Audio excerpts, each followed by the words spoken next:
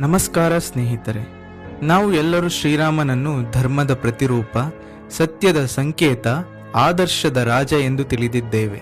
ಆದರೆ ಒಂದು ಪ್ರಶ್ನೆ, ರಾಮನು ಯಾವಾಗಲಾದರೂ ತಪ್ಪು ಮಾಡಿದನಾ? ಒಬ್ಬ ಭಕ್ತನಿಗೆ ಶಿಕ್ಷೆ ನೀಡಿದರೆ ಅವನು ಇನ್ನೂ ಆದರ್ಶವೇ? ಇವತ್ತು ನಾವು ಕೇಳೋ ಕತೆ ಸಾಮಾನ್ಯ ಕತೆ ಅಲ್ಲ. ಇದು ನಿಮ್ಮ ಮನಸ್ಸನ್ನು ಕಾಡುವ ಕತೆ, ನಿಮ್ಮ ಆಲೋಚನೆಯನ್ನು ಬದಲಾಯಿಸುವ ಕತೆ, ಶಂಭೂಕನ ಕತೆ. ಕೊನೆವರೆಗೂ ನೋಡಿ, ನೀವು ಹೊಸ ದೃಷ್ಟಿಕೋನ ಪಡೆಯುತ್ತೀರಾ. ಅಯೋಧ್ಯೆಯಲ್ಲಿ ರಾಮರಾಜ್ಯ, ಅದು ಕೇವಲ ಒಂದು ರಾಜ್ಯ ಅಲ್ಲ, ಅದು ಒಂದು ಆದರ್ಶ ಸಮಾಜ.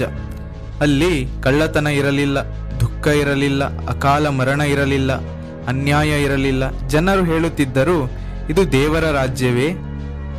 ರಾಮನು ಪ್ರತಿದಿನ ಜನರನ್ನು ಭೇಟಿಯಾಗುತ್ತಿದ್ದನು, ಅವರ ಸಮಸ್ಯೆಗಳನ್ನು ಕೇಳುತ್ತಿದ್ದನು. ಅವನು ಕೇವಲ ರಾಜ ಅಲ್ಲ, ಒಬ್ಬ ತಂದೆ, ಒಬ್ಬ ಗುರು, ಒಬ್ಬ ಧರ್ಮರಕ್ಷಕ. ನಾವು ಇಂತಹ ಸಮಾಜವನ್ನು ಕನಸಿನಲ್ಲಿ ಮಾತ್ರ ನೋಡುತ್ತೇವೆ. ಒಂದು ದಿನ ಅಯೋಧ್ಯೆಯ ಅರಮನೆ ಮುಂದೆ ಒಂದು ದುಃಖದ ಶಬ್ದ.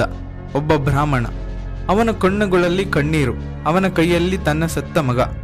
ಅವನು ಕೂಗುತ್ತಾನೆ, ರಾಮ, ನೀನು ಧರ್ಮರಾಜನ? ನಿನ್ನ ರಾಜ್ಯದಲ್ಲಿ ನನ್ನ ಮಗ ಏಕೆ ಸತ್ತನು? ಅದು ಕೇವಲ ಒಬ್ಬ ತಂದೆಯ ದುಃಖ ಅಲ್ಲ, ಅದು ರಾಮರಾಜ್ಯದ ಮೇಲೆ ಪ್ರಶ್ನೆ. ರಾಮ ಕೇಳುತ್ತಾನೆ, ಆದರೆ ತಕ್ಷಣ ಉತ್ತರ ಕೊಡಲಾರನು. ಅವನ ಮನಸ್ಸಿನಲ್ಲಿ ಯುದ್ಧ ಶುರುವಾಗುತ್ತದೆ. ನಾನು ತಪ್ಪು ಮಾಡಿದ್ದೇನಾ? ನನ್ನ ಆಡಳಿತದಲ್ಲಿ ಅಧರ್ಮ ನಡೆಯುತ್ತದೆಯಾ? ರಾಮನಿಗೆ ಗೊತ್ತಿದ್ದದು ರಾಜನ ತಪ್ಪು, ಜನರ ಕಷ್ಟ.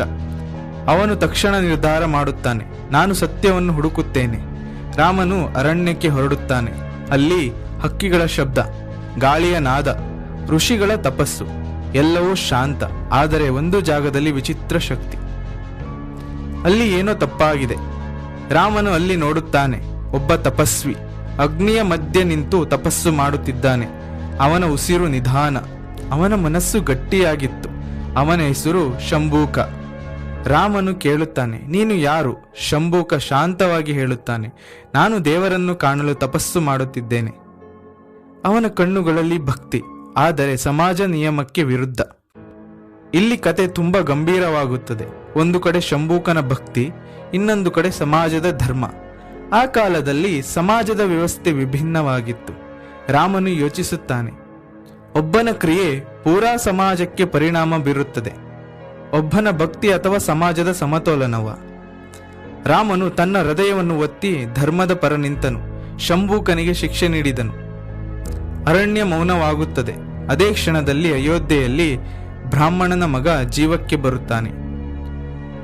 ಸ್ನೇಹಿತರೆ, ಈ ಕತೆ ಸುಲಭವಲ್ಲ. ರಾಮನು ಸರಿಯಾದ ಕೆಲಸ ಮಾಡಿದನಾ? ಇದು ನ್ಯಾಯವೇ? ವಿವಿಧ ಅಭಿಪ್ರಾಯಗಳು ಇವೆ. ಸಾಮಾಜಿಕ ಧರ್ಮದ ಕತೆ, ರೂಪಕ ಕತೆ, ಕಾಲದ ಪ್ರಕಾರ ನಿಯಮ. ಕೆಲವರು ಹೇಳುತ್ತಾರೆ ಶಂಭೂಕ ಅಹಂಕಾರ, ರಾಮ ಧರ್ಮ. ಈ ಕತೆ ನಮಗೆ ಹೇಳುವುದು, ನಾಯಕತ್ವ ಸುಲಭವಲ್ಲ, ಕರ್ತವ್ಯ ಕೆಲವೊಮ್ಮೆ ಕಠಿಣ, ಸತ್ಯ ಯಾವಾಗಲೂ ಸುಲಭವಲ್ಲ. ನೀವು ರಾಮನ ಸ್ಥಾನದಲ್ಲಿ ಇದ್ದರೆ ಏನು ಮಾಡುತ್ತೀರಾ? ರಾಮನ ಜೀವನ ನಮಗೆ ಪ್ರಶ್ನೆ ಕೊಡುತ್ತದೆ, ಆಲೋಚನೆ ಮಾಡಲು ಪ್ರೇರೇಪಿಸುತ್ತದೆ. ಇದು ಕಥೆಯಲ್ಲ, ಇದು ಒಂದು ಕನ್ನಡಿ. ನಿಮ್ಮ ಅಭಿಪ್ರಾಯವೇನು? ಕಮೆಂಟ್ನಲ್ಲಿ ಹೇಳಿ. ಇನ್ನಷ್ಟು ರಹಸ್ಯ ಕಥೆಗಳಿಗಾಗಿ ನಮ್ಮ ಜೊತೆ ಇರಿ. ಧನ್ಯವಾದಗಳು.